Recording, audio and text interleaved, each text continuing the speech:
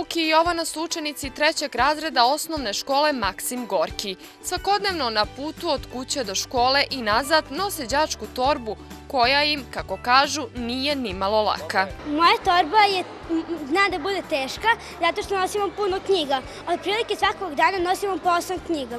Iz prirode nosimo 3 knjige, mislim svesku, udžbenik i radnu svesku. Iz maternjeg nosimo udžbenik i lektiru.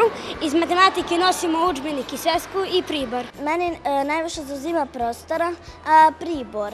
I torba mi je toliko teška da mora čak i mama da mi je nosi ako živim blizu. Već od septembra njihove torbe mogle bi biti lakše za 25% jer će se udžbenici i radne sveske štampati na tanjem papiru. Mi smo tenderom za nabavku najpovoljnije štamparije za štampu udžbenika tražili da ove godine izdanja za 2015. godinu budu štampana na 65 miligramskom papiru za udžbenike, to je Kunstdruck, i 75 miligramskom za radne sveske na kojima bi se pisalo. Naravno, analize su rađene ozbiljno sa krajnjim ciljem da imamo kvalitetne udžbenike, što znači da ovakav papir neće uticati na kvalitet.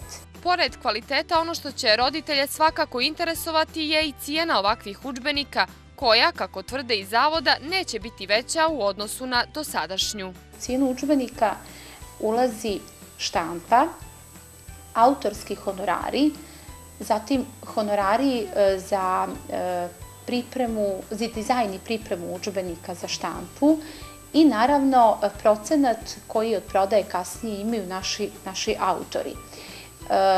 Pošto je tender za nabavku najpovoljnije ponude za štampanje udžbenika u toku, dok se ta procedura ne završi, mi ne možemo govoriti o cijeni, ali u svakom slučaju cijene ne mogu ići iznad one koja postoji. Iz zavoda ističu da će se uz ove lakše udžbenike prodavati i oni stariji i teži do isteka zaliha.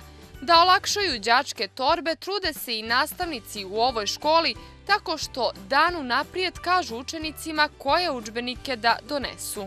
Tu bih skrenula pažnju roditeljima da provjere dobro šta to učenici sve pakuju. Jer se desi, kad im ja kažem šta da donesu, da oni donesu neke duple stvari. Dobro bi bilo da postoje u svim učionicama ormarići gdje učenici mogu da odlažu one knjige koje im sigurno neće biti potrebne. Također što sam primijetila jesu futrole. Znači te đačke nove futrole su ogromne i one su pola kilograma bukvalno. Tako da eto, ne moramo ni to sve da nosimo, taj celokupan pribor. Modeli školskih torbi su jako diskutabili, u smislu da su to ove moderne velike torbe, da su same kao prazne torbe veoma teške. Ljekari često upozoravaju da su umor, bol u leđima i deformacije kičme najčešće posljedice teških školskih torbi. Zbog toga savjetuju da đaci nose ruksak širokih i čvrstih naramenica sa ravnom podlogom na leđima kako bi se težina ravnomjerno rasporedila duž kičmenog stuba.